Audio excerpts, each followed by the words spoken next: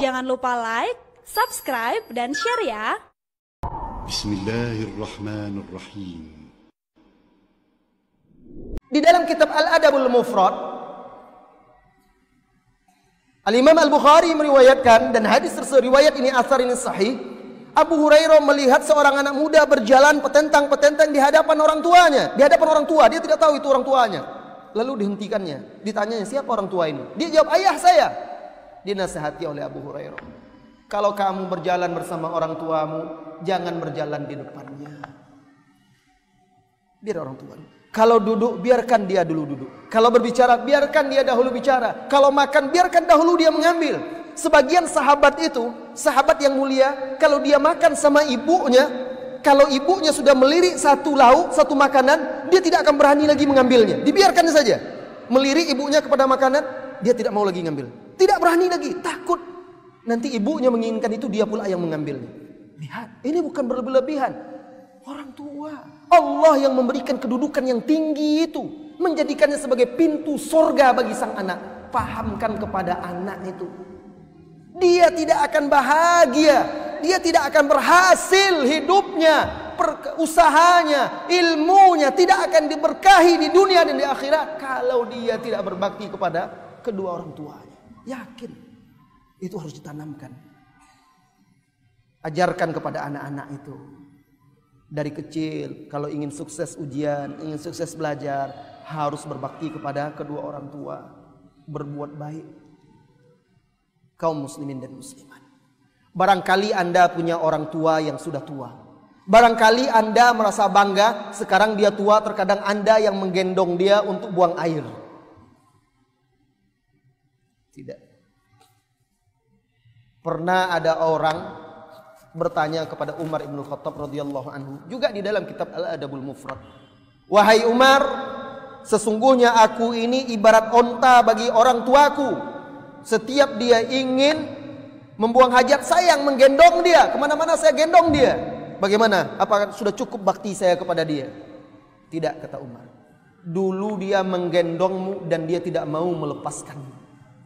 Tapi sekarang engkau menggendongnya dan engkau berusaha secepatnya untuk melepaskannya. Pasti itu. Tidak akan tahan Anda menggendong dia. Perbedaannya.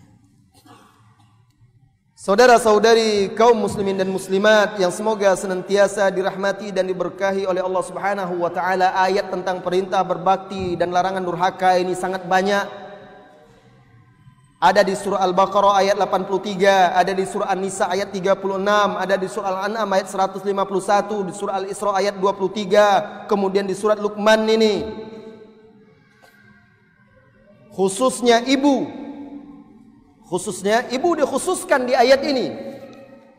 Apa kata Allah Subhanahu wa taala? Wa wassaynal insana biwalidayhi hamalathu ummuh. Setelah Allah perintahkan, wasiatkan agar manusia itu berbakti kepada kedua orang tuanya, disebutkan secara khusus ibu. Karena hak ibu itu 3:1 dibandingkan ayah. Hamalathu ummuh, ibunya yang telah mengandungnya. Pertama, wahnan ala wahnin. Kedua, kesusahan di atas kesusahan. Wa fisaluhu fi amaini, kemudian menyusuinya dalam 2 tahun. Yang tidak akan dilakukan oleh sang ayah dan tidak mungkin ditunaikan oleh sang ayah. Makanya hak berbakti kepada ibu itu 3 kali lipat dibanding hak ayah. Ayah wajib kita berbakti, ibu lebih wajib lagi.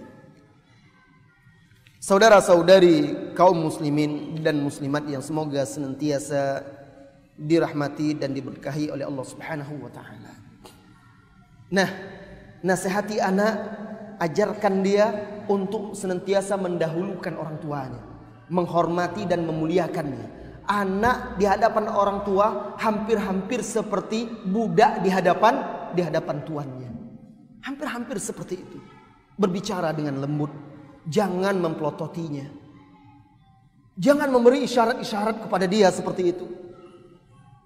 Jangan memanggilnya dengan suara yang keras. Mendahuluinya dalam segala hal, selama tidak bertentangan dengan perintah Allah dan Rasulnya sallallahu alaihi wasallam. Maka wahai saudara-saudari kaum muslimin dan muslimat, jangan terpedaya dengan gemerlapnya dunia, kesuksesan yang telah Anda raih, jabatan-jabatan kedudukan yang Anda tempati, harta benda kemewahan yang telah Anda kumpulkan. Itu tidak akan berarti apa-apa jika Anda tidak memiliki tempat di hati ibu dan ayah Anda dengan berbuat baik dan berbakti. Dalam sebuah bait syair yang luar biasa, menakjubkan tentang kasih seorang ibu, diceritakan, aghram ru'un yawman ghulaman jahila binukudihi kayma yanala bihi darar. Ada seseorang suatu hari memperdaya bocah atau anak remaja yang bodoh. Dengan hartanya dia ingin menimpakan mudarat kepada anak itu. Qala tini bi fuadi ummika ya fata. Wahai anak muda, berikan kepadaku jantung atau hati ibumu, wahai anak muda. Walakad darahimu wal jawahiru wad duraru. Ini kisah, hanya kisah, tapi dalam rangka nasihat, dalam bentuk syair.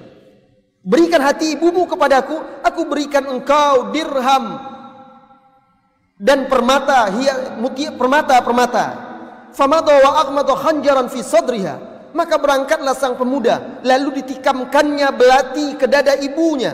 Fatadah wal qalbu akhrajahu wa ada alal athari. Lalu dikeluarkannya hati ibunya, dibunuhnya ibunya. Diambil hati tersebut dan dibawanya pergi menemui laki-laki tadi.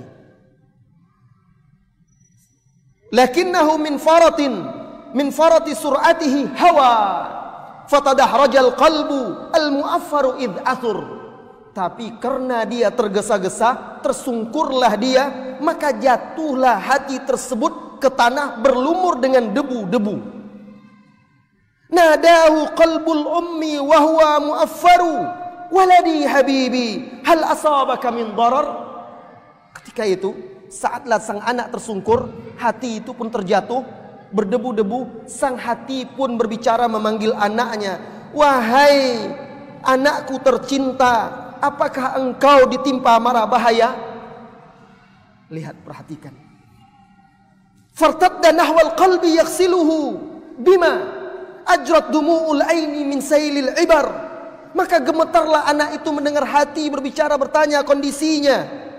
Maka diraihnya hati sang ibu yang berlumur tanah, dicucinya dengan air matanya yang bercucuran. Fastalla khanjarah liyat ana nafsahu ta'nan sayabqa ibratan liman i'tabar. Diambilnya belati itu, hendak ditikamkannya di dirinya, hendak bunuh diri dia karena menyesal. Tikaman yang akan menjadi pelajaran yang kekal bagi orang-orang yang mengambil pelajaran. Saat dia akan menikamkan belati pada dirinya karena penyesalan, nadahu qalbul ummi kuffa yadan wala tat'an fuadi marrataini alal athar. Tahan tanganmu, jangan lagi engkau tikam hatiku 2 kali setelah engkau melakukannya tadi. Cerita yang luar biasa dalam bentuk syair, nasihat. Sudah mati sang ibu, tinggal hati lagi. Ketika anaknya jatuh, hatinya berbicara, bertanya, bagaimana kondisimu nak?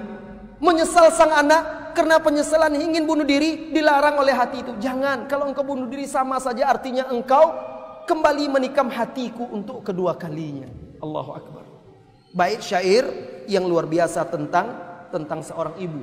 Alangkah lembutnya hati seorang ibu, alangkah kasihnya dan abadinya kasih sayang seorang ibu kepada anak. Kamu baru nikah, sudah berapa lama ibumu tak kau tengok?